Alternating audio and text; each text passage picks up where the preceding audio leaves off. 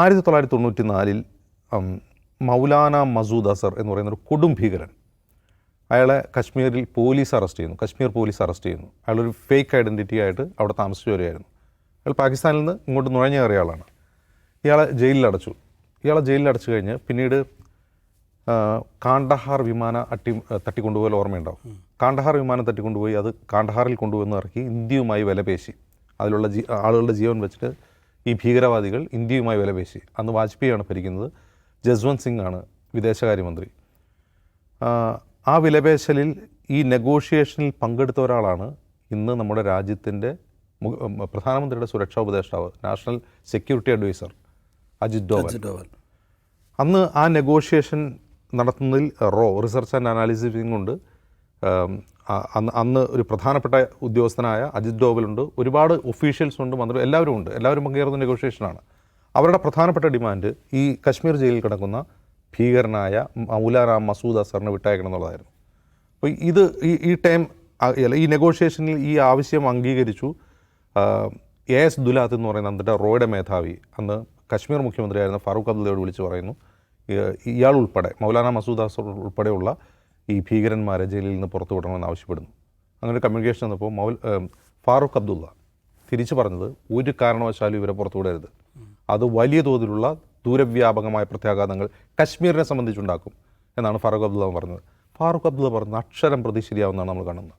മൗലാന മസൂദ് അസറിനെ വിട്ടയച്ചു. തൊട്ടുടനെ തന്നെ നമ്മൾ കാണുന്നത് പാർലമെൻറ്റ് ആക്രമണമാണ്. പാർലമെൻറ്റ് ആക്രമണത്തിന് പിന്നിൽ ആരാണ് എന്ന ചോദ്യത്തിന് അന്നത്തെ BJP സർക്കാർ കൊടുക്കുന്ന മറുപടി അത് ജെയ്ഷെ മുഹമ്മദ് ആണെന്നാണ്. ഇയാൾ പുറത്തിറങ്ങി ആദ്യം സ്വീകരിച്ച നടപടി പാകിസ്ഥാൻ ചെന്നിട്ട് ജെയ്ഷെ മുഹമ്മദ് രൂപീകരിക്കുകയാണ് ചെയ്തത്. അപ്പോൾ ജെയ്ഷെ മുഹമ്മദ് രൂപീകരിക്കുന്നു, പാർലമെൻറ്റ് ആക്രമണം നടത്തുന്നു. ഇനി ഇന്ത്യക്കെതിരെ ഉണ്ടായിട്ടുള്ള മുഴുവൻ ഭീകരാക്രമണങ്ങളും ജെയ്ഷെ മുഹമ്മദിൻ്റെ പങ്കാലോചിക്കുക. പത്താൻകോട്ട് ആക്രമണം, പുൽവാമ ആക്രമണത്തിന് പിന്നിലാരാണ്? നമ്മുടെ ഭരണകൂടം പറയുന്നത് ജെയ്ഷെ മുഹമ്മദ് ആണെന്നാണ്. ഏത് ജെയ്ഷെ മുഹമ്മദ്? ഇപ്പോഴും 56 വയസ്സ് മാത്രമുള്ള അന്ന് വിട്ടയച്ച, പതിറ്റാണ്ടുകൾക്ക് മുമ്പ് വിട്ടയച്ച മൗലാന മസൂദ് അസർ പാകിസ്ഥാനിൽ നിന്ന് ഓപ്പറേറ്റ് ചെയ്യുന്ന ഭീകരാക്രമണങ്ങളാണ് ഇവിടെ നടക്കുന്നത്. അപ്പോൾ ഫാറൂഖ് അബ്ദുള്ള കൊടുത്ത മുന്നറിയിപ്പ് എന്തായിരുന്നു? ഈ ഭീകരന്മാരെ വിട്ടയച്ചാൽ അത് കശ്മീരിനെ സംബന്ധിച്ച് വലിയ പ്രത്യാഘാതങ്ങൾ ഉണ്ടാക്കും എന്ന് പറയാനുള്ള വിസ്ഡം ഫാറൂഖ് അബ്ദുള്ളയ്ക്ക് എവിടെ നിന്നാണ് ഉണ്ടാവുന്നത്? ഫാറൂഖ് അബ്ദുള്ള ജനങ്ങൾക്കിടയിൽ പ്രവർത്തിക്കുന്ന രാഷ്ട്രീയ പ്രവർത്തകനാണ്. അദ്ദേഹത്തെ ജനങ്ങൾ തിരഞ്ഞെടുക്കുന്നതാണ്. അദ്ദേഹത്തിന് കശ്മീരിൻ്റെ പൾസ് അറിയാം. അവിടെ നിൽക്കട്ടെ, ഇപ്പോൾ അബ്രോഗേഷൻ ഓഫ് ആർട്ടിക്കിൾ 370 അത് എടുത്തു കളഞ്ഞ ആ സമയത്ത് നമ്മൾ എന്താ കാശ്മീരിൽ കണ്ടത്? ഇതുപോലെ ജനങ്ങൾക്കിടയിൽ പ്രവർത്തിക്കുന്ന, ജനങ്ങളുടെ വോട്ട് വാങ്ങി അസംബ്ലിയിലേക്ക് വരുന്ന, ജനങ്ങളുടെ പ്രതിനിധിയായി കശ്മീരിനെ ഭരിക്കുന്ന ആളുകൾ മുഴുവൻ വീട്ടുതടങ്കലിലാക്കിക്കൊണ്ടാണ് അത് നടപ്പാക്കിയത്. അപ്പോൾ അതിനർത്ഥം എന്താണ്? യഥാർത്ഥത്തിൽ ജനാധിപത്യപരമായി ഭരിക്കുന്ന ജനപ്രതിനിധികൾക്ക്, അവിടുത്തെ രാഷ്ട്രീയ നേതാക്കൾക്ക് കശ്മീരിൻ്റെ പൾസ് അറിയാം, അവിടെ എന്താണ് നടക്കുന്നതെന്ന് അറിയാം. അവിടെ ഒരു ഭീകരൻ നുഴഞ്ഞു കയറിയാൽ അവർക്ക് വിവരം ലഭിക്കും. എന്നിട്ട് അമിത്ഷാ 2 ആഴ്ച മുമ്പ്, ഈ പെഹൽഗാം ആക്രമണം ഉണ്ടാകുന്ന 2 ആഴ്ച മുമ്പ് കശ്മീരിൽ നടന്ന ഒരു സുരക്ഷാ റിവ്യൂ മീറ്റിങ്ങിൽ അദ്ദേഹത്തിൻ്റെ മകനും ഫാറൂഖ് അബ്ദുള്ളയുടെ മകനായ ഉമർ അബ്ദുള്ളയും, ഇപ്പോഴത്തെ മുഖ്യമന്ത്രിയായ ഉമർ അബ്ദുള്ളയെ പുറത്തു നിർത്തിയിട്ടാണ് മീറ്റിംഗ് നടത്തിയത്. അതായത് ആഭ്യന്തര വകുപ്പ് കേന്ദ്രമാണ് ഭരിക്കുന്നത്. അപ്പോൾ കേന്ദ്രം നേരിട്ട് ആഭ്യന്തര വകുപ്പ് കശ്മീർ ഭരിക്കുമ്പോൾ ഉണ്ടാകുന്ന ഒരു പ്രശ്നം എന്താണെന്ന് വെച്ചാൽ, ഈ ഗ്രൗണ്ട് റിയാലിറ്റി അറിയാവുന്ന ആളുകളിൽ നിന്നുള്ള ഇൻ്റലിജൻസ്, അതും ഇൻ്റലിജൻസ് തന്നെയാണ്. നമ്മുടെ ഇൻ്റലിജൻസ് ഉദ്യോഗസ്ഥർ നടത്തുന്ന വിവരശേഖരണം മാത്രമല്ല, ആ വിവരശേഖരണത്തിൽ പഴുതുകൾ ഉണ്ടാവാൻ സാധ്യതയുണ്ട്. അതേസമയം ഇത് ഗ്രൗണ്ട് പൾസ് അറിയാവുന്ന മനുഷ്യരിൽ നിന്നുള്ള ഇൻ്റലിജൻസ് ഇവർക്ക് ലഭ്യമാവുന്നില്ല എന്നുള്ളതാണ് പ്രശ്നം. അങ്ങനെ അപ്പോൾ എവിടെയൊക്കെ സുരക്ഷാ ഗ്യാപ്പുണ്ട്, സെക്യൂരിറ്റി ഗ്യാപ്പ് വളരെ പ്രധാനമാണ്. ഇപ്പോൾ നിഷ പറഞ്ഞല്ലോ, ഈ പറയുന്ന ബായ്സരൻ വാലി എന്ന് പറയുന്ന പ്രദേശം, അവിടെ ദിവസം തോറും ആയിരക്കണക്കിന് ടൂറിസ്റ്റുകൾ വന്നു പോകുന്ന സ്ഥലമാണ്. അതിൻ്റെ 3 കിലോമീറ്റർ ചുറ്റളവിൽ സൈനിക ക്യാമ്പുകളുണ്ട്. അമർനാഥ് തീർത്ഥയാത്രയ്ക്ക് പോകുന്ന പ്രധാനപ്പെട്ട റോഡാണത്. സാധാരണ രീതിയിൽ ഈ സമയത്ത് അമർനാഥ് തീർത്ഥയാത്ര ജൂലൈയിലോ മറ്റോ കഴിയും, അതുവരെ അവിടെ വിനോദസഞ്ചാരം സാധാരണ അനുവദിക്കാറില്ല. അപ്പോൾ ഇത്രയും സൈനിക പോസ്റ്റുകളുള്ള അല്ലെങ്കിൽ സൈനിക ക്യാമ്പുകളുള്ള ഒരു റൂട്ടിൽ അമർനാഥ് തീർത്ഥാടകർക്ക് നേരെ ഉണ്ടാകുന്ന ഭീകരാക്രമണങ്ങളുടെ വാർത്തകൾ നമ്മൾ കേട്ടിട്ടുണ്ട്. അപ്പോൾ അങ്ങനെയൊക്കെ അത്ര സെൻസിറ്റീവായിട്ടുള്ള ഒരു ഏരിയയിൽ 12,000 പേർ വരുമ്പോൾ ആ പ്രദേശത്ത് ഒരു തരത്തിലുള്ള സുരക്ഷയും വേണ്ടതില്ല. അവിടെ ഒരു ആക്രമണം നടന്നു കഴിഞ്ഞ് 1 മണിക്കൂർ കഴിഞ്ഞിട്ടാണ് അവിടെ മെഡിക്കൽ എയ്ഡും സുരക്ഷാ സൈന്യവും എത്തിച്ചേരുന്നതെന്ന് വരുമ്പോൾ പച്ചയ്ക്ക് നഗ്നമായ ഈ പറയുന്ന സെക്യൂരിറ്റി ഫെയിലർ അവിടെ ഉണ്ടായിട്ടുണ്ടെന്നുള്ളത് വ്യക്തമാണ്. അതിൻ്റെ കാരണം എന്താണ്? അതിൻ്റെ ഉത്തരവാദിത്വം ആരാണ്? ഞാൻ പറഞ്ഞപ്പോൾ 2 ആഴ്ച മുമ്പാണ് ഈ കശ്മീരിലെ സെക്യൂരിറ്റി സംബന്ധിച്ചുള്ള റിവ്യൂ മീറ്റിംഗ് നടന്നത്. ആ റിവ്യൂ മീറ്റിങ്ങിൽ ഉമർ അബ്ദുള്ള ഉണ്ടായിരുന്നില്ല, അവിടുത്തെ മുഖ്യമന്ത്രി ഉണ്ടായിരുന്നില്ല എന്ന് ആലോചിക്കുക. അപ്പോൾ എവിടെയാണ് ആ സുരക്ഷാ വീഴ്ച എന്നുള്ളത് വ്യക്തമല്ലേ? അപ്പോൾ അതിൻ്റെ ഉത്തരവാദിത്വം ആരാണ് ഏറ്റെടുക്കേണ്ടത് എന്നുള്ളതാണ് ഒരു പ്രധാനപ്പെട്ട ക്വസ്റ്റ്യൻ.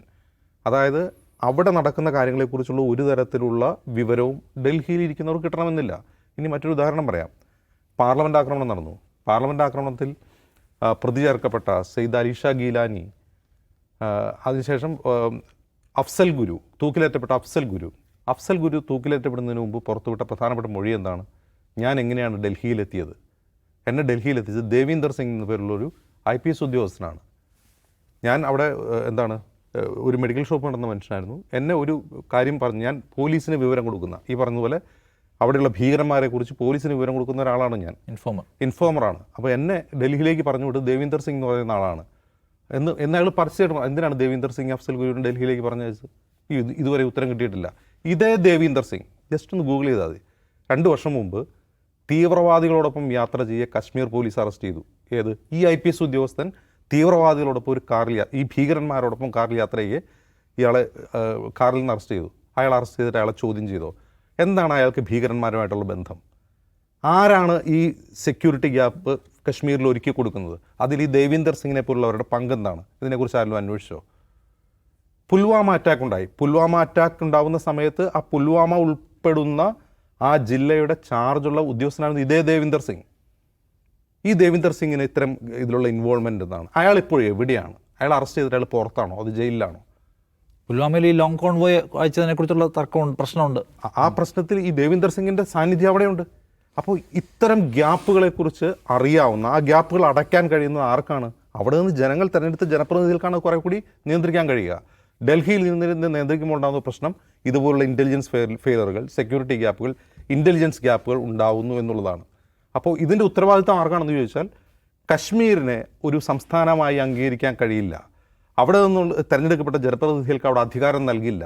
അവിടെ രാഷ്ട്രീയ പ്രവർത്തനം നടന്ന മനുഷ്യർ മുഴുവൻ വീട്ടുതടങ്കലിലാക്കിക്കൊണ്ട് അവിടെ ശാന്തി സമാധാനവും ക്രിയേറ്റ് ചെയ്യാൻ ശ്രമിക്കുകയാണ്, ആയുധം ഉപയോഗിച്ച്, ഫോഴ്സ് ഉപയോഗിച്ച്. അങ്ങനെയല്ല അത് ചെയ്യേണ്ടത്.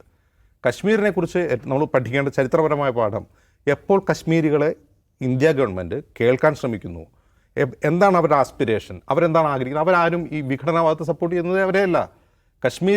പാകിസ്ഥാനിൽ നിന്ന് എക്സ്പോർട്ട് ചെയ്യപ്പെടുന്ന ഭീകരവാദത്തെ സപ്പോർട്ട് ചെയ്യുന്ന ആളുകളല്ല അവിടെയുള്ള മനുഷ്യരെന്ന് കഴിഞ്ഞ ദിവസങ്ങൾ നമ്മൾ കാണുന്ന വിഷയത്തിൽ നമുക്ക് മനസ്സിലാവും. അതിനെ എതിർക്കുന്ന ആളുകളാണെങ്കിൽ അവരെ കേൾക്കാൻ തയ്യാറാവുക, അവരെന്താണ് ഇന്ത്യയോട് പറയാൻ ശ്രമിക്കുന്നത് എന്ന് കേൾക്കാൻ തയ്യാറാവുക. ആ ഭൂമി മാത്രമല്ല, ആ മനുഷ്യരെ കൂടി ഇന്ത്യക്കാരായി നമ്മളോടൊപ്പം ചേർത്ത് നിർത്തുക എന്ന് മാത്രമാണ് കശ്മീരിൽ ഇന്ന് നമ്മൾ കാണുന്ന ഭീകരതയെ തുടച്ചു നിൽക്കാനുള്ള ഒരേ ഒരു പരിഹാരം. കാരണം അവരാരും ഭീകരവാദത്തെ സപ്പോർട്ട് ചെയ്യുന്നവരല്ല, പാകിസ്ഥാനെ സപ്പോർട്ട് ചെയ്യുന്നവരല്ല. എങ്കിൽ ആ മനുഷ്യരെ കൂടെ നിർത്തി അവരെ കേട്ടുകൊണ്ട് മാത്രമേ ഈ പ്രശ്നം പരിഹരിക്കാൻ കഴിയൂ, ഈ സെക്യൂരിറ്റി ലാപ്സ് പരിഹരിക്കാൻ കഴിയൂ.